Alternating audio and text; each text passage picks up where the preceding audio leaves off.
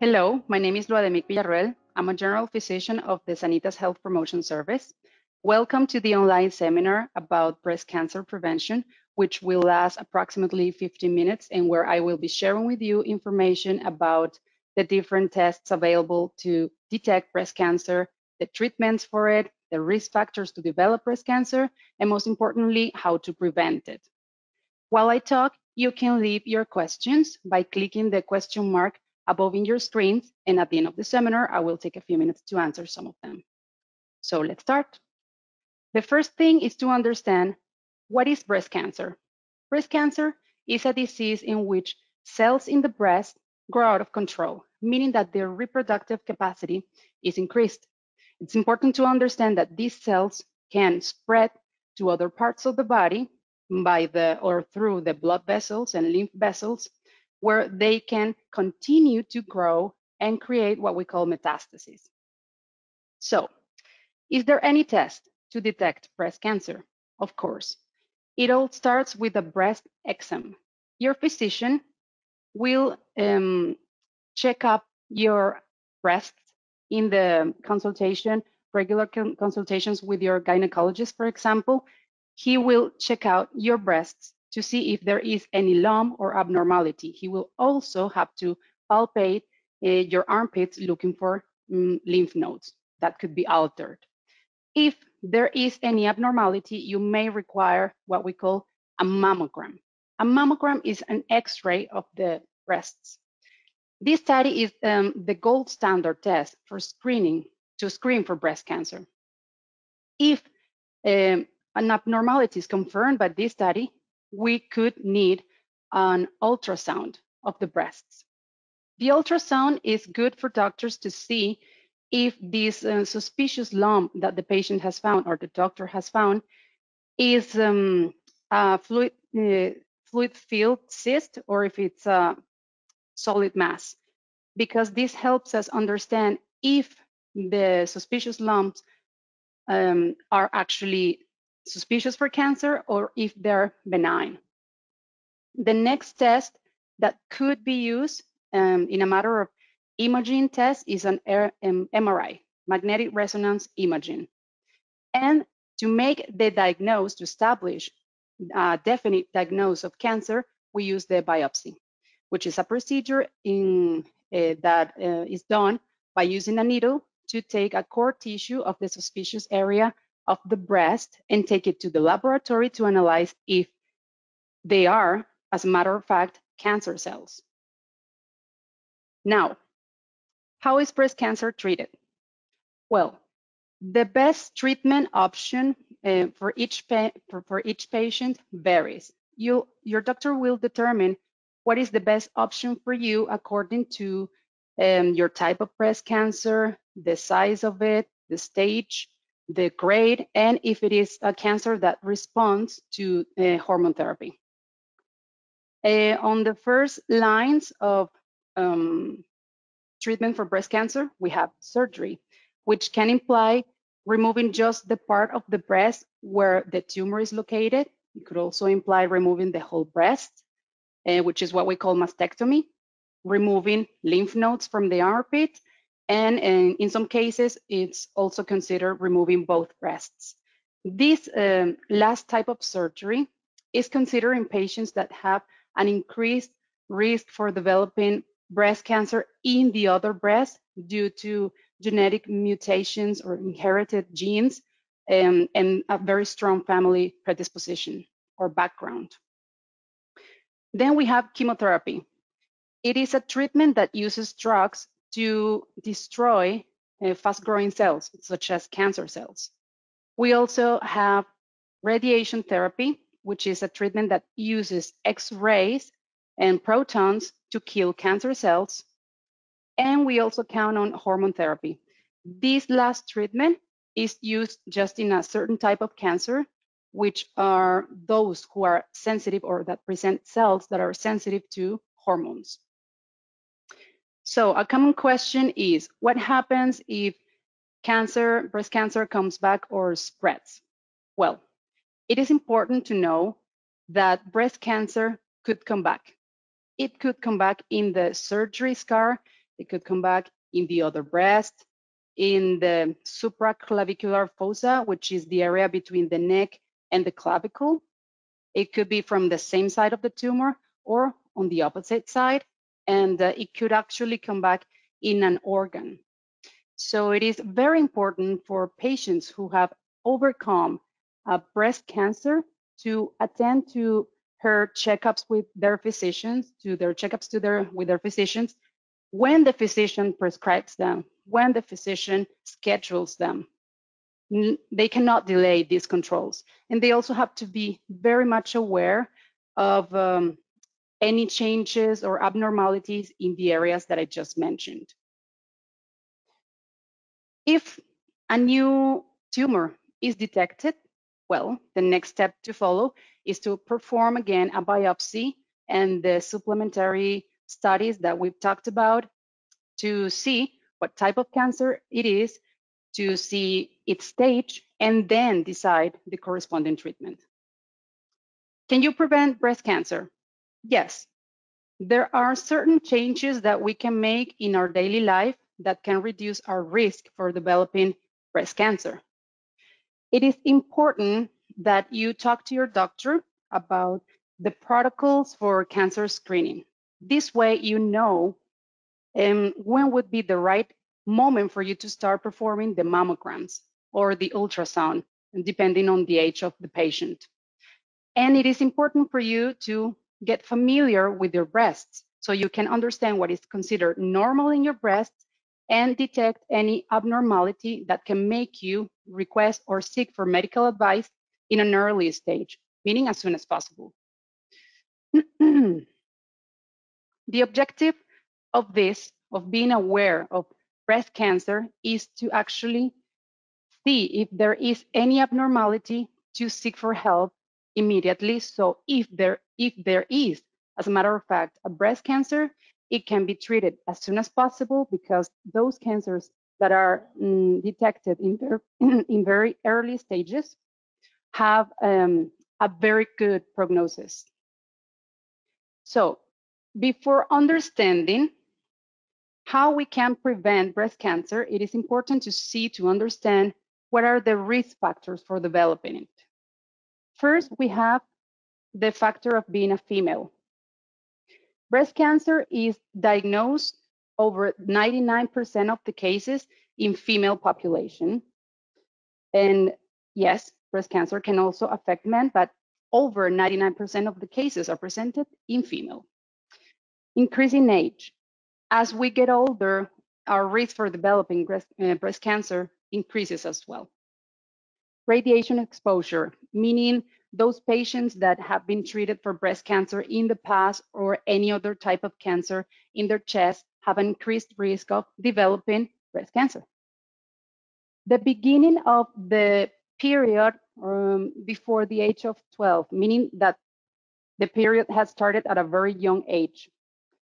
Obesity, the beginning of menopause at an older age. Usually menopause is presented between the age of 45 and 55. To those patients who have the menopause later, we do consider that they have an increased risk for breast cancer. Having your first child after the age of 30, or not being pregnant ever. Having a personal history for breast conditions, having a personal history of breast cancer. This is to say that those patients who have had breast cancer in the past have a higher risk of having breast cancer again in the other breast. Having a family history of breast cancer. What does it mean? If your mom, your sister, or your daughter have been diagnosed with breast cancer, then especially if they've been diagnosed at a very young age, your risk for developing the disease is higher. Drinking alcohol. And one of the many important risk factors would be also inherited genes that increase cancer risk. Some gene mutations that increase the risk of developing cancer or breast cancer can pass from parents to children. The most well-known are the gene mutations referred as to BRCA. These genes can greatly increase your risk for developing breast cancer, but it doesn't mean that it's inevitable to develop the disease. Postmenopausal hormone therapy. Some patients require treatment with hormones that are used to diminish the signs and symptoms of the menopause. And to these patients, while they're receiving the treatment, it is considered that their risk for developing breast cancer is increased. As a matter of fact, when they stop the treatment, when I say treatment, I'm speaking about hormone therapies that combine estrogen with progesterone. When they stop these treatments, the risk actually decreases. Now we can talk about the protective factors for breast cancer. The first one would be having your first pregnancy before the age of 30. To breastfeed during at least 12 to 18 months in total. To avoid obesity and overweight. If you have a normal weight, you have to work on maintaining it. If you don't, I would highly recommend for you to talk to your physician so he can explain to you what are the options for diet and exercise that would help you achieve your ideal weight. To avoid alcoholic drinks. If you decide to drink, what we recommend for you is not to exceed 1 cup a day or 1 drink per day. Not to smoke, because smoking is a factor that increases the risk for any type of cancer, and breast cancer is not the exception, so it's highly recommended not to smoke. To avoid saturated fat and sugar. To exercise regularly. In this case, we recommend for you to work out at least 30 minutes a day, 5 days a week, most of the days of the week. And to have a healthy diet that includes fruits, vegetables, whole grains, and fish. For example, a Mediterranean diet in which we prefer sources of healthy fat, such as olive oil, extra virgin olive oil, nuts, peanuts, almonds, and such. Now let's talk about this breast self-exam, a very important matter to discuss. This examination must be done 3 to 5 days after the beginning of your period, which is when the breasts are not as sensitive and has less protuberances.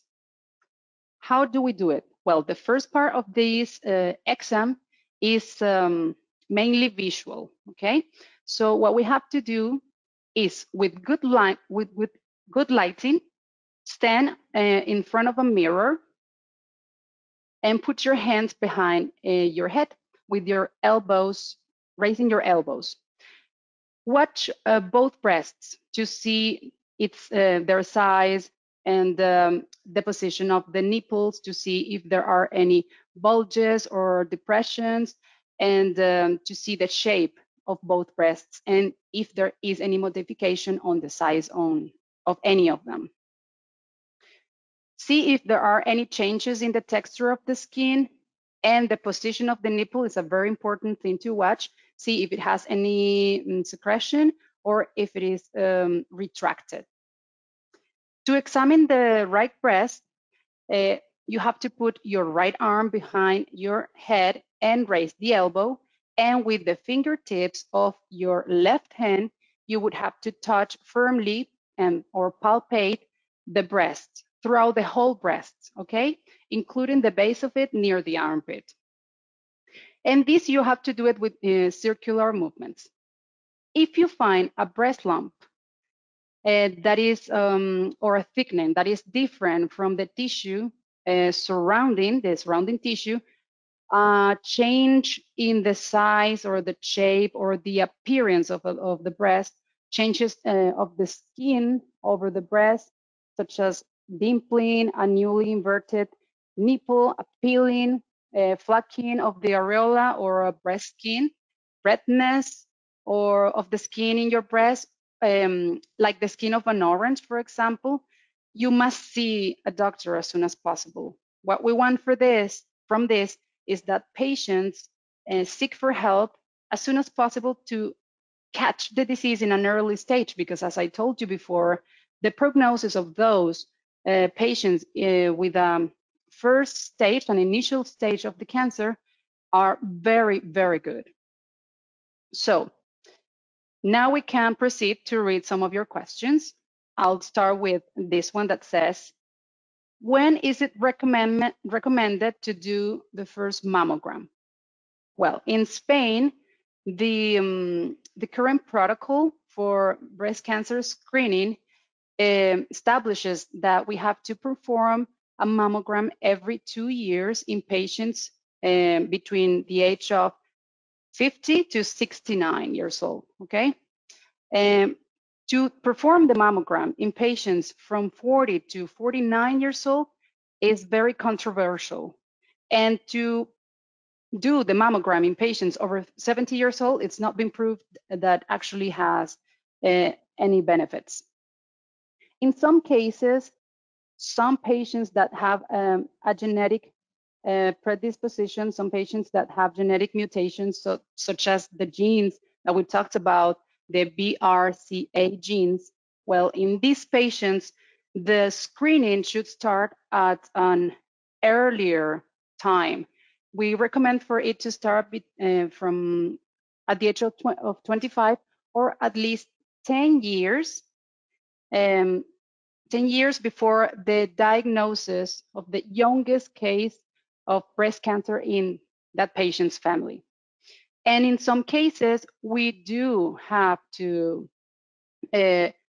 perform another study, which is the ultrasound, because since it's been proved that these patients develop the disease in a much younger age, at this moment, the breasts have a higher density that diminishes the efficiency of the mammogram. So these patients may require also an ultrasound.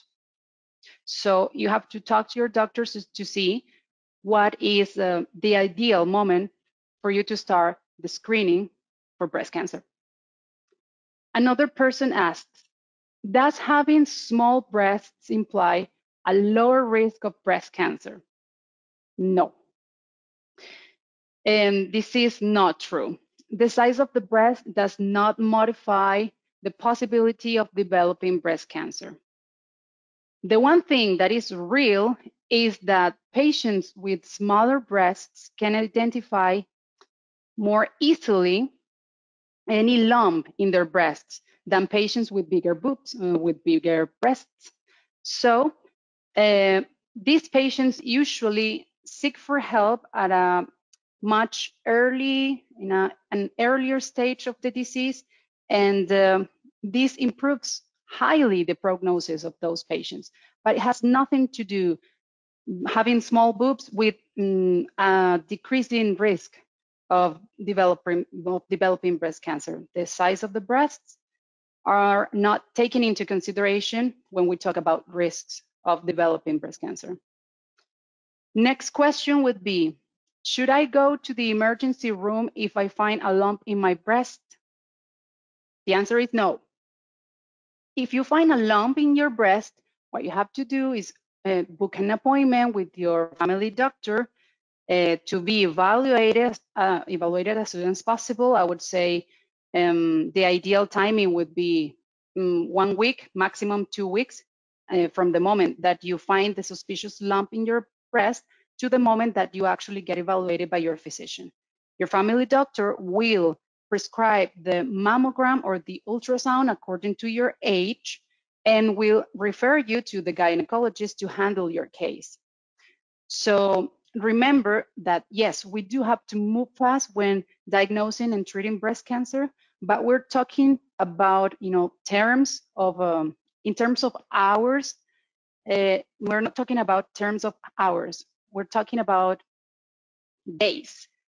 It's not something that needs to be solved in terms of minutes or hours, which is the case of a real emergency. So we don't have to go to the emergency room, to the ER, if we find a suspicious lump.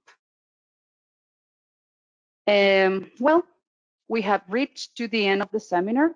And if you want to get further information about different health topics, you can book an appointment with me through the Sanitas Prevention Program through the Sanitas app. And also remember that you have the video consultation, the program video consultation available, and that you can book for appointments with different other specialties such as nutrition, physical training, pediatric health, and maternity.